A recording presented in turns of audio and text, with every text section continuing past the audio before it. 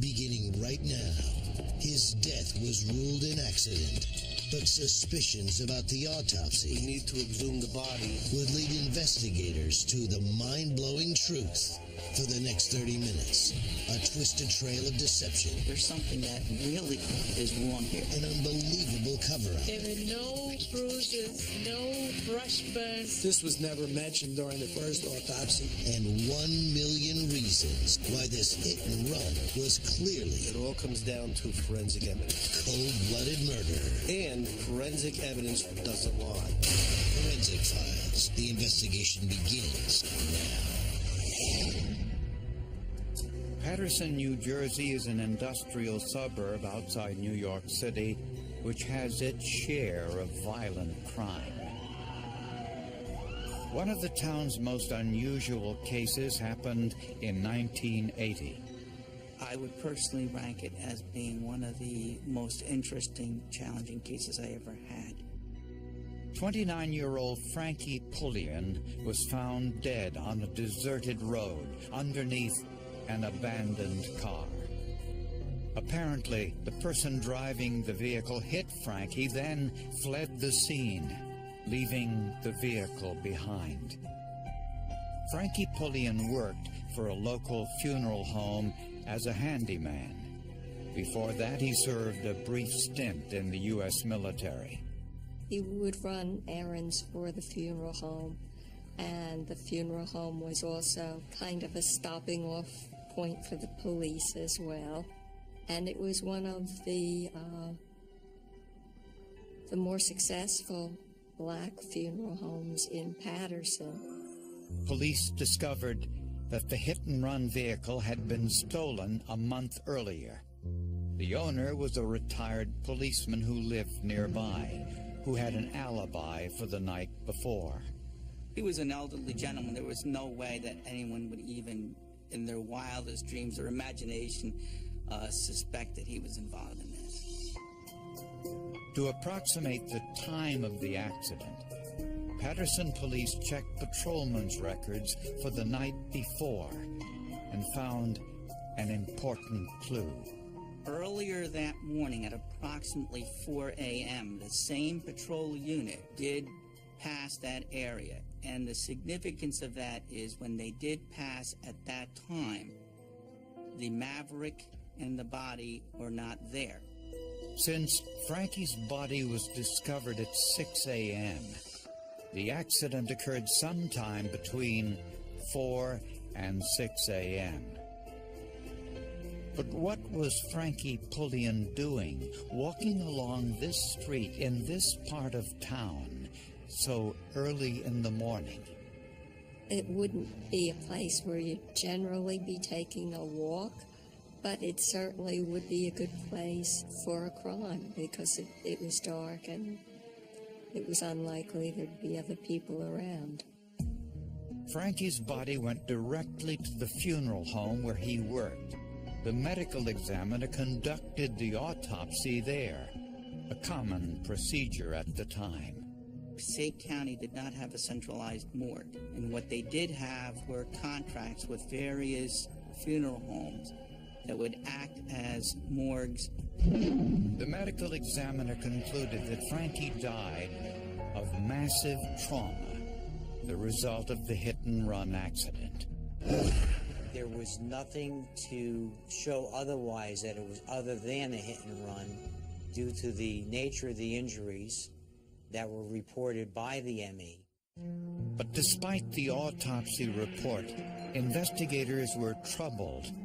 They thought some of the elements of the accident scene looked staged. This car was at the far end of dead-end street. The car looked like it was facing out. I don't know how this individual driving this vehicle could have gotten enough speed to run over somebody and kill them in this short distance. Investigators searched the stolen vehicle for clues to the driver's identity. There were no fingerprints in the car, not even on the steering wheel. But investigators found blood inside the car on the passenger side, which was very suspicious. Then instantly it gets more interesting. and the focus of the investigation began to change. To find out whether Frankie Pulliam's death was truly the result of a hit-and-run vehicle accident, investigators called in Walter Suhaka, a nationally recognized expert in accident reconstruction. Luckily, police had taken numerous photos of the scene. And what Suhaka didn't see in those pictures was telling. Behind the car, there were no skid marks. Anybody that comes down the road that hits a pedestrian, in those days before ABS brakes, the first thing a person would do would be slam on the brakes. There was no skid marks. There should have been serious front-end damage to the car, but there was none. And the position of the body under the car didn't make any sense. In a pedestrian accident with a gentleman who's 5'8" tall, and he weighed 144 pounds, you would expect that if he was struck by a car, he would end up on the hood of the car, striking the windshield, and then roll off to the side. Also, it looked as if the impact literally knocked the victim's coat off his body. Suhaka said this could not be the natural result of an accident. How does the coat come off? It did not make sense. Also, there was a watch with just a watch face with no straps. That didn't make sense at all. We never found the straps. But most telling was the blood found in the tire tracks behind the car. If Frankie had been hit by the front of the car and lodged underneath, his blood wouldn't be behind the rear tires. And Mr. Suhaka found blood spatter on the windshield inside the car, and blood drops on the inside trim of the passenger's side door.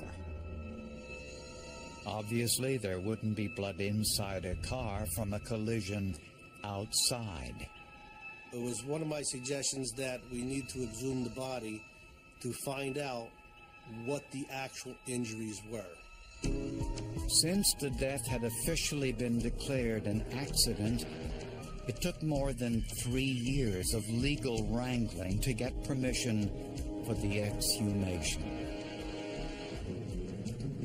The second autopsy was conducted by Dr. Geeta Natarajan, a pathologist with the state coroner's office. The first thing I noticed is the level of preservation and the condition of the body being fair. The second most important finding was that the external body surface failed to show any injury. There were no bruises, there were no brush burn like he was dragged by a vehicle. Dr. Natarajan discovered 4 linear fractures along the back of the skull. One, a depressed circular fracture, was not noted in the first autopsy. This blow by a hammer-like object to the back of the head did not happen from being hit by a car. It's a very small area of concentrated energy, and that's unusual when someone is struck by an automobile. You can't take an automobile and make it, and have a person's skull being struck by a small area of 1.5 by 3/4 inch. And there were wood splinters around the wound. Well, first of all, under a car, in front of the car, there's no wood. Why would there be wood splinters in the skull? This was never mentioned during the first autopsy, nor do I believe that an autopsy or an examination of a full examination of the skull was ever done during the first autopsy. There were also no broken limbs. virtually unheard of when a pedestrian is hit by a car. So Dr. Natarajan changed the official manner of death from accident to homicide. But how were these injuries overlooked in the first autopsy? The medical examiner who did the autopsy, who issued the initial death certificate, was not a forensic pathologist. He was not even a pathologist. He was a general practitioner. He did what best he could do under the circumstance, but he was not trained formally in pathology or in forensic pathology. And that autopsy was conducted at the funeral home of E. Lee White, the victim's employer. Apparently, White started the examination before the coroner arrived. The medical examiner remembers Mr. White calling him and saying, "Doc, I will go ahead and start with the case, so when you get here, I'll have the organs out." Investigators now suspected that the original medical examiner didn't perform much of an autopsy. Apparently, he accepted the hit-and-run scenario since Frankie's body was found underneath the car. Regardless, investigators now knew Frankie Pulliam was murdered. But why? There were two separate autopsies performed on Frankie Pulliam's remains, done 3 years apart.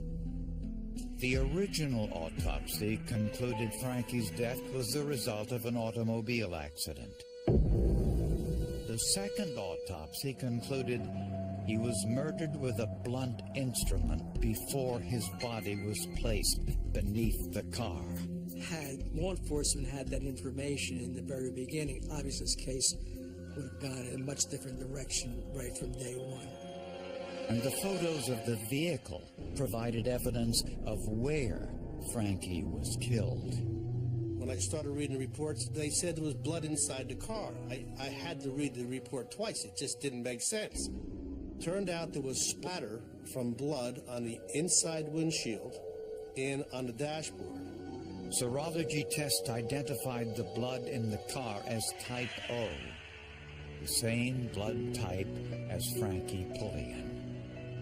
Now suspicious, investigators dug a little deeper into Frankie's background.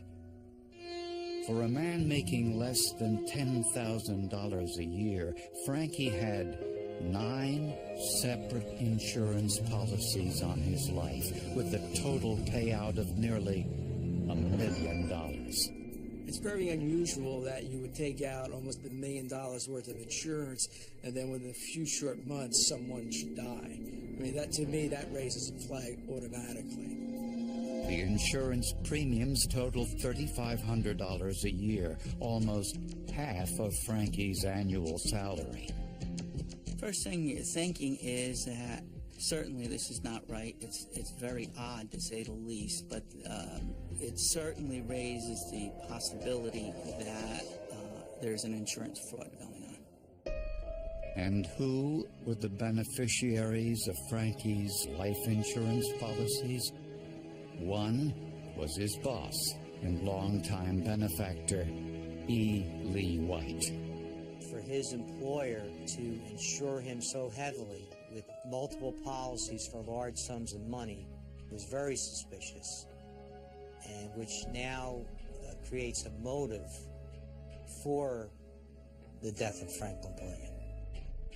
Another beneficiary was Erna Boone, listed on the policy as Frankie's sister, but records showed Frankie had no sister, and that Erna Boone was the maiden name of E. Lee White's wife. And 2 of White's friends, Lawrence Scott and William Brown, were also beneficiaries. Brown had been convicted a few years earlier for fraud. Lawrence Scott and William Brown, who both had affiliations with the funeral home and with Mr. White, also were beneficiaries on the policy, and the familiar relationship that was cited there was one of being cousins. They weren't cousins. Coincidentally, the insurance policies also contained an accidental death provision, meaning there was an extra payout of $350,000 if Frankie Pulliam died in an accident. The last of the policies was issued just 5 days before Frankie's death. Frankie's medical records indicated he was released from the military because he was neurologically impaired. I think within 6 to 8 months he was released, discharged from the service because he couldn't pass the particular tests that were required of him. Yet the man who underwent the physical examination for the life insurance policies was not neurologically impaired. That individual, who purported to be Franklin Pulliam, was healthy and fit. Certainly it wasn't the same person. And there was another bizarre incident at the physical examination. The person who represented himself to be Mr. Pulliam had notes, handwritten notes, and every time he was asked a question about his life, his lifestyle, he referred to his notes, which I would think would cause some concern, but apparently did not. A forensic document examiner compared Frankie's known handwriting samples to the signatures on the insurance policies and concluded they were forgeries. So someone who met with the insurance writers, the insurance salesman, had to pose as Mr. Pulliam. It's pretty crazy, and these are the things that we would look at, and all of a sudden you realize, you know what, there's something that really is wrong here. When questioned by investigators, E. Lee White admitted he purchased the life insurance policies, but said he had nothing to do with Frankie's death. Then a witness came forward with some not-so-surprising information. On the night before Frankie's murder, she saw the car from the staged accident scene parked outside E. Lee White's funeral home. The only ones who stood to gain from Frankie Pulliam's death were his boss, E. Lee White's wife, and 2 fellow employees, Lawrence Scott and William Brown. They were beneficiaries of 9 different insurance policies on Frankie's life that totaled nearly $1 million. Humans are very greedy people, and now they see that there's an opportunity for them to make almost $1 million. They forget about their consciences, and they'll do anything to make a fast buck. Prosecutors believe that Mr. White was the ringleader, and he had planned the crime for years, hiring Frankie for the sole purpose of killing him. It's extremely sad, but apparently the people that perpetrated this crime realized that that's the kind of victim that they needed. They needed to find someone that no one would care about, and no one would come forward and knock on doors and look to question anything that had happened.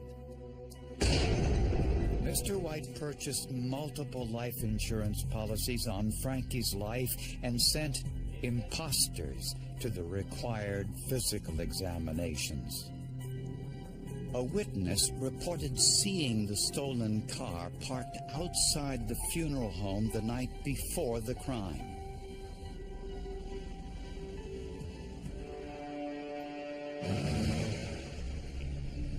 The evidence indicates someone, no one knows who, lured Frankie Pulliam into the stolen vehicle and hit him on the back of the skull.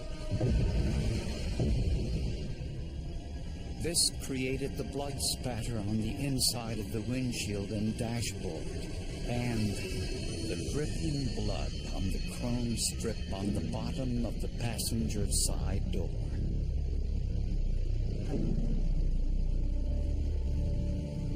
The perpetrators placed Frankie's body on the ground and drove over it. But in doing so, left blood behind the vehicle. They made other mistakes too, like leaving Frankie's clothing and shoes in the wrong position. Ely White knew that Frankie's body would come directly to his funeral home for the autopsy. He also knew he could start the autopsy without raising the suspicions of the medical examiner, who apparently did little to investigate the death on his own. He did not go to the scene. He did not look at the vehicle. He did not talk to the officers who were at the scene. He did not look at any photographs. He did not examine the clothing of the victim. These are all types of things that one would expect would be done following a proper protocol of an autopsy. And investigators believe White chose Frankie Pulliam as his victim because he was single and had no close family living in the area. E. Lee White and his alleged co-conspirators were all charged with murder and insurance fraud. They claimed there was no physical evidence tying them to a murder, and investigators agreed. But they said the circumstances linking the defendants to the crime were overwhelming. You take all of that together, you know that there was an intentional killing, but you know that it was a staged accident, and you know that 4 people stood to make over $900,000 if this theory of an accident could hold up. You put all of that together, and it spells out one thing to us, and that is murder for profit. Perhaps what's most tragic about the case is that Frankie Pulliam was an unwitting participant in his own murder. He was the kind of person that would not suspect anything beyond the obvious. E. Lee White, Lawrence Scott, and William Brown were all found guilty of first-degree murder and insurance fraud and sentenced to life in prison. This case is probably the most fascinating case I had in the 23 years that I served as a judge. The murder mystery is actually who did it. There were 3 people that were tried and 3 people convicted, but who did it? There's been no one that has come forward with any information regarding the homicide of Franklin Pulliam that would indicate who the actual killer was. The compelling conclusion was that the individuals who were the owners and beneficiaries of these policies were the ones that were responsible for bringing about the death of Franklin Pulliam. We can't say that they did it by their own hand. We don't know who did it, but we know that they conspired to have it done. Ely White's wife, Erna, was convicted of fraud and theft by deception. She was placed on probation. Investigators say Ely White and his accomplices almost got away with a cold, calculated murder. But their greed and the clues they left behind finally exposed the truth. If Franklin Pulliam didn't die so soon after the policies were written, maybe no one's suspicions would have been aroused at that time. But I think they saw this pot of gold, and they probably tripped themselves up because they wanted a fast payoff. It all comes down to forensic evidence. And forensic evidence doesn't lie. It doesn't make up stories. It's what it is.